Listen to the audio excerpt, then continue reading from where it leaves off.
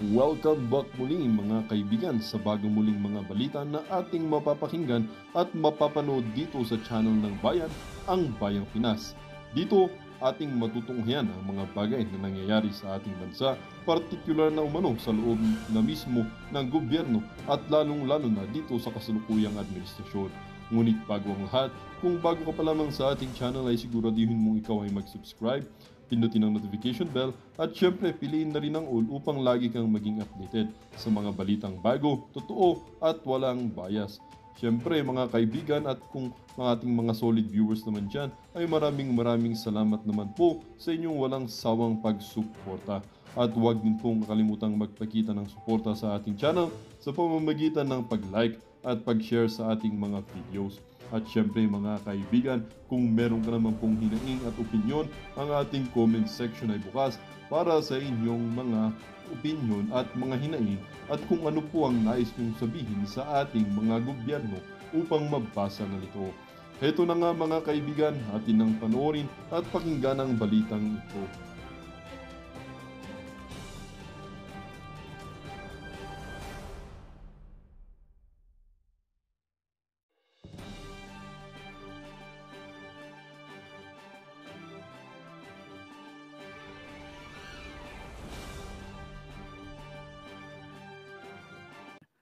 One of the staff ng presidente, alter ego. So, inaalaw ng presidente na yung SND, yung Secretary of Defense, si Gibo at si Benar Abalos dati, patakbuhin yung organization kasi busy yung presidente. So, even na pinapatakbo yan ni Abalos at saka ni Gibo at saka yung ibang ahensya ng gobyerno, nandoon yung command responsibility. Pwede mong i-delegate yung authority, no, president, sige, basbasan kita, gawin mo yung dapat mong gawin dyan sa ahensya na yan. But hindi mo pwedeng i-delegate yung responsibility. Kung mapalpa ka, ako pa rin may kasalanan. Okay? Ako pa rin. So, papalpa ka, ang magagawa ko lang, palitan kita. And then, kung may investigasyon, malalaman kung may kasalanan ako, umabot hanggang sa akin. And such is the risk of being the leader, the commander. Okay? So, command responsibility is being responsible for what your unit does or fails to do. So, ang laki ng liwanag no. Now, dapat yan yung title ko. Shucks sa ibang vlog sana yan para malinaw Pero sige, dito na lang. So, ang siste, ano ba title natin? Ano nilagay kong title? Proclamations 567. Okay. So, ang siste, kasi may tanong na rin kayo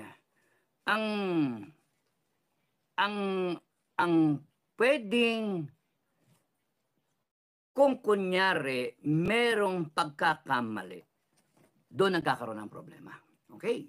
So, may problema. So, may namatay sa drug war ng presidente. Bago ko explica yon, ang konsepto, yung sabi ko kanina, yung konsepto, yung commander-in-chief, the President of the Republic, or whoever is the commander, pwedeng highest commander, pwedeng mababang commander, pwede kang commanding general ng army, pwede kang chief of staff, na ang tingin commander, alter ego lang naman yan ng presidente. Ang totoong line is presidente, diretso na sa commanding general ng lahat ng services. Air Force, Navy, Army. The president can order anyone down the line hanggang sa platoon leader. That's the chain of command. The president can disregard the next in line na mga tao and then go directly to the platoon leader. Diba? So, that's the privilege of the commander. Kasi, sa gusto ko inabot ako nandoon sa area, wala yung chief of staff, wala yung commanding general ng army, wala yung division commander. Nandoon yung brigade commander o kaya yung battalion commander o kaya yung company commander. Mami, may na yung aso. Uy, hindi lang Saan yung ano ko, pamalo ko? Ay, nako. Kinakailangan, ano yun, control yun to. Boom, malutong. O, yan. So, sorry ang ano doon, ang kinakailangan doon, pwede kang dumiretso, yung presidente. So, pero kahit ka nagde-delegate ng authority, hindi mo pwedeng i-delegate yung responsibility. May nagawa yung platoon leader na mali. Pucha, pinatay ang buong barangay, pinatay. Oh. Responsable yung commanding officer, yung pinaka-commander. Where does it stop? Dire-diretso yan hanggang sa yung isa ang yung directly involved, yun siya. Pero yung nasa itaas, pwedeng ma-absuelto siya kasi hindi naman siya talaga yung pumatay, yung platoon leader. Now, kung yung commander sinabi, patayin mo yung buong barangay, pati yung presidente, yari siya doon. Pati yung presidente. Okay? Now, ang pinipilit ngayon nitong narrative nila is that yung drug war na resulted to kamatayan ng ibang mga tao ay in order kasi ni Duterte na patayin. Meron kasing EJK. Yun yung narrative. Okay. So, they're trying to pin the blame on Duterte. In short, they're trying to pin the blame. Pero, hindi mo pwedeng basta-basta may pipin yung blame sa presidente because you have to understand yung commander, although there is an existing concept that the commander takes the responsibility for what his unit does or fails to do, hindi mo pasa yung authority pero yung responsibility na sa'yo. So what his unit does or fails to do. Ang laki ng problema mo dun, no? So, ang unang ginagawa niyan is you consider first the mission. Ano ba yung mission? So sa amin, meron tinatawag na situation analysis, and then pagka alam mo na yung situation, ano ngayon yung mission mo, doon pumapasok yung commander's intent, na in-explain ko sa inyo, and then, paano yung execution, SMEAC, no? Paano yung execution, paano yung avenues, alternative courses of action, and then paano yung command and control.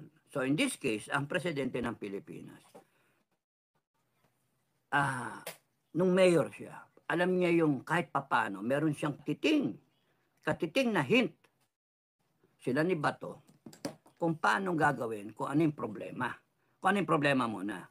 And then kung paano gagawin. Kasi ang naging pilot niya is yung Davao. Kasi he was mayor there for a long time. Naayos niya yung Davao. Naayos niya. At ito yung kanyang format. Meron siyang format. Matigas, etc. No? At yung mga patayan, ganun ba? Kung nanlaban, patay. Kung pag-awayin mo yung mga kriminal, okay lang yan. Saywar, takutin mo, magtokhang, surrender yung mga yan. So meron silang platform. Meron silang pilot. That's why they have an inkling kung paano gagawin. Nung nakaupo na siyang presidente, and that was one of his campaign promises, binoto siya ng taong bayan because nangangatog ang taong bayan. Nangangatog kayo. Na, puntya, delikado tayo. And sinabi ni Duterte, ano na buwan, tapos yan. Hindi ka pwede maging presidente kung hindi mo papatayin 100,000. Ilalagay niya, tatambak niya sa Manila Bay. Imagine, doon pa lang nagsasabi na siya. 100,000. Hindi ka pwedeng, sabi niya kay Rojas, hindi ka pwede, wag ka na tumakbo magpresidente. Pagka ikaw masyado kang desente, hindi ka pwedeng maging presidente kung hindi ka handang pumatay ng tao. Ako, papatay ako handang 100,000. Tatambak ko dyan sa Manila Bay. You see the effect ng saywar na ginagawa niya. Magaling yung tao. So, nilalatag na niya yung posible niyang gagawin. Patay siya ng 100,000. Okay? Na ngayon, ginagamit ng mga maka-ICC, ng mga Pilipino na ewan kung baliktad yung katwiran, na ebidensya against him. Yung mga ano, nagsalita dahil sa nabingwit yung isda sa sariling bunga, no? Okay. Marami pa silang ilalabas ng mga ebidensya ko, no, para sa ICC. Okay. Doon na muna ako sa ano, sa konsepto. Ay, ang ano diyan, pagkaupo niya, nagimbal sila. Putragis, ang tindi pala ng problema. Malapit na tayo mag-narco state. Yun yung problema. Lapit na tayo mag-narco state. Ay, nako. So, sobra sa 6 months, kulang ang 6 na buwan. Kasi nakita nila, ultimo mga PNP, high-ranking officers, generals at that, involved. Politiko, involved. Well-entrenched ang drug cartel, yung drug syndicate. Well-entrenched in government. Mabot hanggang mga high government officials. So nagulat sila, ganun katindi.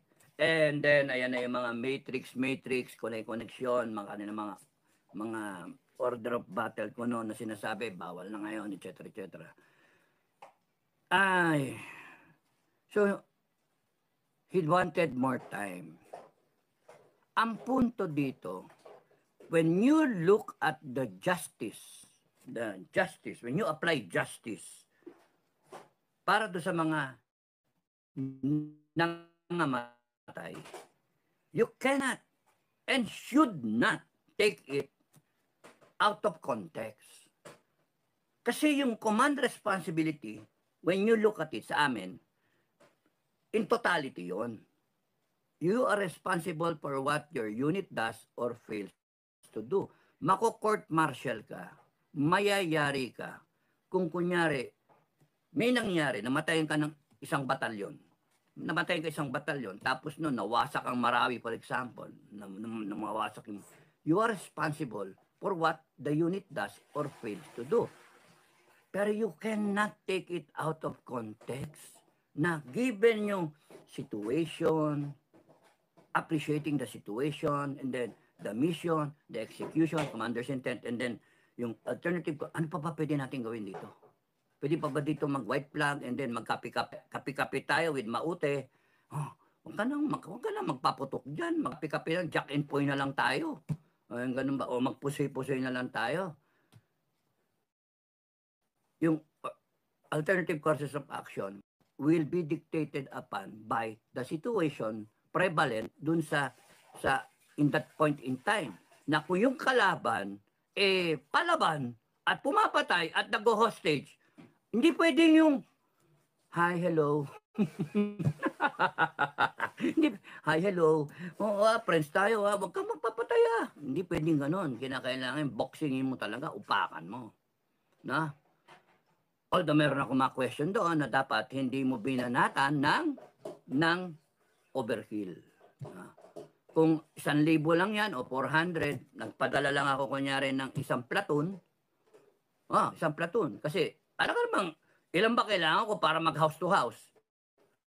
Hindi naman pwedeng isang kumpanya o isang batalyon, no? House to house. Isang ano lang. Ganyan ba? Creeping.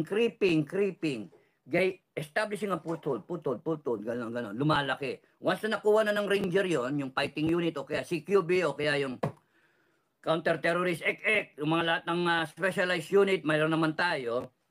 Once na nakakuha ka, 1, 2, 3, 5 bahay, pasok ngayon yung iba na infantry. Occupy it. Parang hindi na pwedeng pumunta sa kalaban. Nandun na sila. One squad ng one squad, lagay. So hanggang sa napalamanan mo yung buong 5,000 bahay.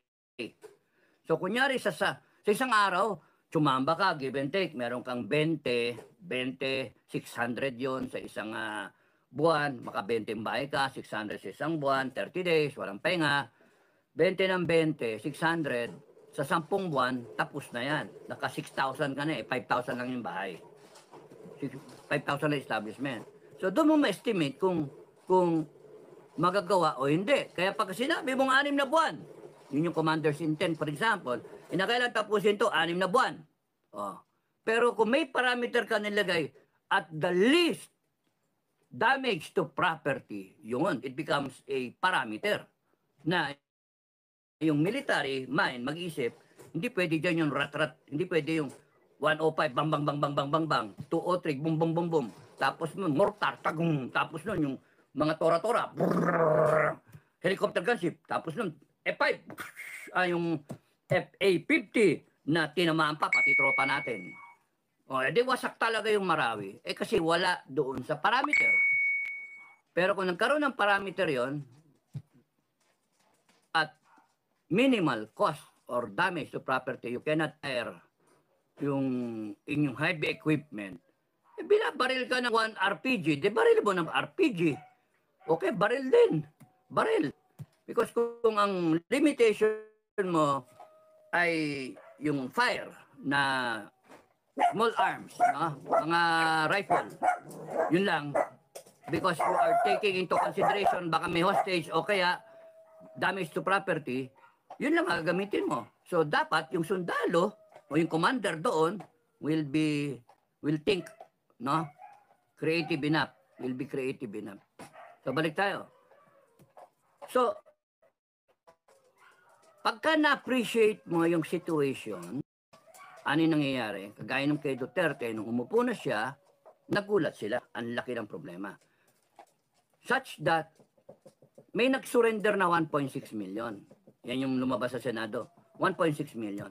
And then 300,000. Kinonfirm ni Bato, 300,000. Sumurrender. Ang dami nun. Oh. So, bakit ngayon ipapasok yung EJK na taken out of context yung mga namatay na laban na hindi naman sinasabi na may mga tinamaan, may mga namatay na mga walang kinalaman, paila ng kaso yung tao, yung PNP. Yun yung ano, may mga batas tayo. Pero para i-pin down mo entirely do sa presidente in the guise of justice for those relatives na namatayan, that is kind of malayong hugot. Malayong hugot yon. Because you have to take it not in the context of hihiwalay mo yung nagkaroon ng drug war, may mga namatay, kinakailangan panagutan mo, Duterte, kasi ikaw ang presidente, command responsibility. And you are, pagka ganon, lahat kayo sa Marcos, Sonny Trillanes, kayong mga Congress, lahat kayo, you're taking it out of context because you do not understand command responsibility as a concept, a principle of leadership. You have to look at it in the entirety, kabuuan, na may namatay, oo. Pero nung in-explain mo yung situation, nakita mo situation, puta na, malapit na tayo maging narco state. Ginagamit na yung pera ng droga para maglagay ng politiko, para bilhin yung mga mambabatas, para bilhin yung mga military at saka mga PNP. May general na. May narco generals na. Matindi yung problema. Kaya kinakailangan, ganon ang bira. Para maprotektuhan kayo. 115 million Filipinos at that time. 115 million Filipinos. 110 million at that time. Kasi 2 million a year tayo eh. 6 years, 12 million. So 119 minus 12. Mga 19 minus 12. 9 minus 2. 7. Mga ganon, thereabouts, no? 107 million o 110 million. Rounded off. 110 million Filipinos. At the time, affected yung seguridad nila. It is a national security issue because we can become a narco state. Now, here comes Duterte with the mandate of the Filipino people na sinabi naman niya, he was so honest, na papatay siya kahit 100,000. And the people were cheering him. And here you are now, BBM et al., you're trying to pin down Duterte in the name of justice. Yung taking it out of context na para sa hustisya ng mga namatayan na hindi nyo alam, baka yung namatayan pa, drug addict din o drug pusher, may mga batas naman tayong ginawa. Why are you trying to pin down Duterte sa korte ng public opinion? Hutang ina, mali eh. Tapos nun, para ano? May korte naman eh. Pailan nyo ng kaso. Kaya nyo tatawagan na ICC, sabi ko, kasi alam nyo, sa korte natin, kung doon dinaan, acquitted yan sigurado. Because how can you challenge the policy of a president, the highest ranking, and then right now he's saying in the Senate, I'm taking responsibility.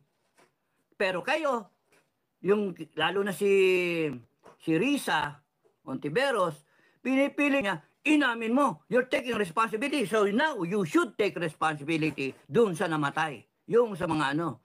And nakita niya, ng mga to, banatan niyo ako ng semantics yung ganun ba? Di mag-file na lang kayo ng kaso. Kasi hindi mag-hold in court. Malicious itong mga walang yang nagpaparatang kay Duterte. Very malicious. Kasi wala nang tatayong magpresidente. Wala nang tatayong lalaban sa droga. Wala nang gustong maging commander, maging leader ng bansa sa ginagawa nilang ganyan. Wala nang mag-a-assume ng responsibility kasi nakikita ko, kung ganyan kayo ng ganyan, bakit pa ako magsasakripisyo para sa taong bayan? Ina nyo, ganon ang dating.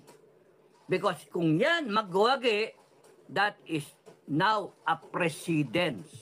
And that's dangerous. Kaya mga kababayan, dapat hindi kayo papayag.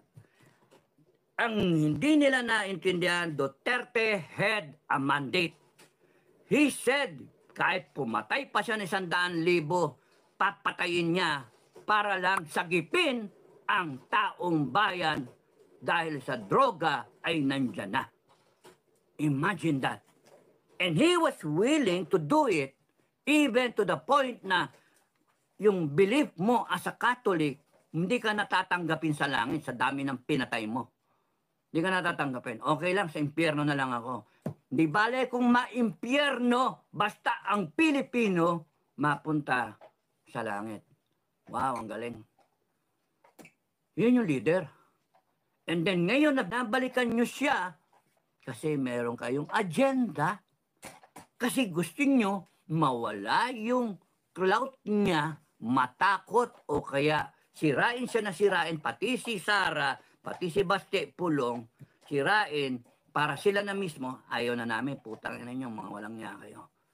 Para ang Pilipinas ay mauwi sa inyo in a silver platter.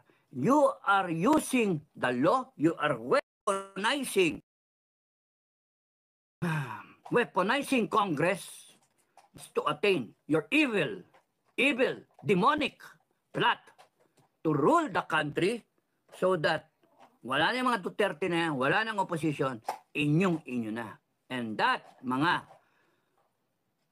tao sa Malacanang, my dear Congress, my dear Senate, and kayong mga alyado, mga vlogger, I'm telling you, it will not happen. Because maraming tatayo laban sa inyo. Maraming tatayo. Tatayo kami. Ano, gusto niyo magpakitahan tayo? No? Kung hanggang saan kayo? You die for your country. And we will die for our country. O ang problema, isa lang country natin eh. O sino ngayon masusunod? Di ba? Kailangan pa ba tayo umabot sa ganon? Or kinakailangan mag-isip-isip muna kayo. Isipin nyo na mali yung ginagawa nyo. Hindi pwedeng ipairal yung ginagawa nyo. In the name of justice. Anong justice yun kung kunyaring kukunin nyo yung ICC kasi ito, hindi kayo, alam nyo na kagad, talo kayo, kaya kunin nyo ICC. Para sigurado, semplang si Duterte.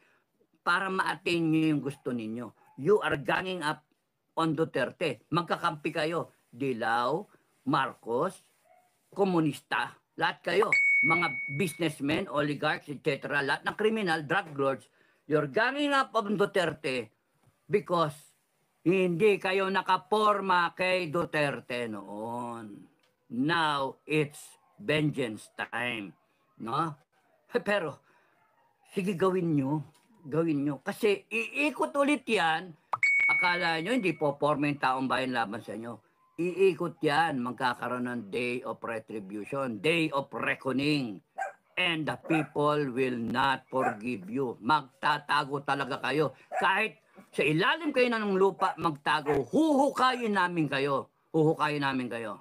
Tapos, ganon. And then, ibabaon namin. Hindi na namin kayo baon. Hayaan mga aso, kakainin kayo. Nayupax kayo. Pakain kayo sa mga buhaya. Ay, nako. You're weaponizing the everything. The law, Congress, institutions, sa PNP. To do what? To fool the Philippines. Even the media, ginagamit nyo. SOCMED ginagamit nyo. Just to make it appear na walang yung tao itong Duterte. Excuse me, mami. Excuse me. Maingay. Yan. So, yun yung nasasabotahe tayo. Okay. So, yun yung problema. Palitan ko na lang yung title ko na ito. So, kaya kayo, mga Pilipino, pagka kayo nagpapaniwala dyan sa ganyan, go ahead. Maniwala kayo kung gusto nyo. At sabihin nyo, sige, ICC, imbestigahan yan. Ang sa akin, ang punto ko, pagka kayo naniwala dyan, you're being taken for a ride, and eventually you might make kampe sa isang mali na narrative, and then later on, it will cost you something. It will cost you yung ninyo, safety ninyo. It will cost you yung mukha ninyo, yung pride nyo. Wala, masira kayo. Kasi naniniwala kayo ng mali. Responsibility cannot be mami, huwag niyong banggain. Responsibility cannot be tawag doon? Nawala ako. Authority can be passed down. Responsibility cannot. You take responsibility. Kung successful yung tao mo, wala, sa kanila yung yay! Accolade. Sa kanila yung mga medalya. No? Sa'yo, na lang yung high moral yung unit mo, nagawa yung mission. As the commander, you are happy for it, no? Pero yung pagka-failure, lahat punta sa iyo. May mamatay dyan, matanda, whatever, o kaya nasunog yung mga bahay, etc., because ginamit yung full force. Nasa iyo responsibility. But, hindi ka pwede basta-basta tirahin legally, na lalo na kung legally, taken out of context, yung command responsibility o yung leadership na as a concept, na para lang pin you down. Because sa batas, kung ikaw matinong commander, anong ginawa mo? Hindi ako nag-tolerate ng wrongdoing. Meron akong tiniente, binanatan yung bayan, sinunog yung buong bayan, ginawang sinuna yung mga tao, pinagpapatay na ganyan, sira ulo no? I will not tolerate that. I will see to it that cases are filed against him or baka patayin ko pa yan yung ganon. So ganon si Duterte. Kitang-kita yung pagiging commander Pagka kayo, nagdroga kayo, patayin ko kayo. Because ang linaw ng commander's intent, tapusin natin droga. Why? Protektahan natin ang taong bayan. Ang linaw. Yung marching order, malinaw. Ngayon, sinasabi nila, hindi ba dahil sa neutralization ng ginagamit na salita, neutralize, puta yung mga yan, pati semantic mga salita, definition of term, pati si Bato nga, in-explain pa inyo, no need Ba't kayo mag-explain sa mga gagong mga ganyan? Pinipilit kasi nilang, yun yung narrative nila. Mag-file kayo ng kaso sa korte. Tapos babanat sila, ICC, mananakot sila. Ay, nako, pagka pina-ICC niyan, sabi sa inyo, sorry. Decline, sorry. Ang pagka nag-ICC kayo, madadali kayo because ang taong bayan, madami magrereklamo. At least at the very least, 32 million. Excuse me, Mami. Mami, maingay. Ayun, sorry. So, yun yung